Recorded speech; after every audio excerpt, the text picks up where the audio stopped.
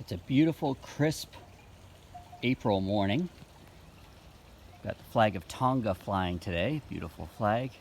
And I thought I'd talk about two things, soil and planting.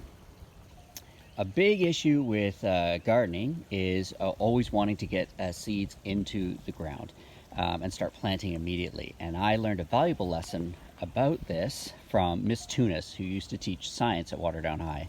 When I planted my garden in April, and she looked at me and just shook her head. She knew exactly what was going to happen. The temperature dropped one night, we had a frost, and everything died. So we have to keep in mind that we can't plant anything until traditionally Victoria Day weekend. Although I was told by Rick Hill, a man I respect very much, of the Tuscarora Nation, he told me that the best time to plant is actually the first full moon of May, and so that's May 7th. And so that's when I'm going to plant our garden. So hold off planting anything outside until May 7th for right now, the first full moon, or Victoria Day weekend, whichever one you want to take into account. The other thing is soil. If you live like me in the suburbs, the soil around your home is going to be terrible.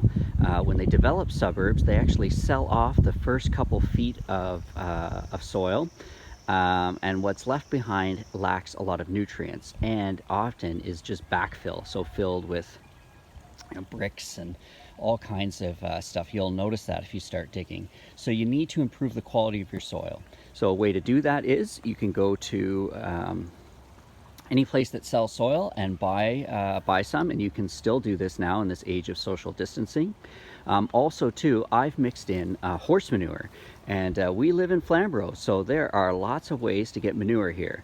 I got mine on Brock Road. If you follow Brock Road up past the 7th concession on your right hand side, if you're heading north on your way to Frilton, you'll find a spot, and it's great.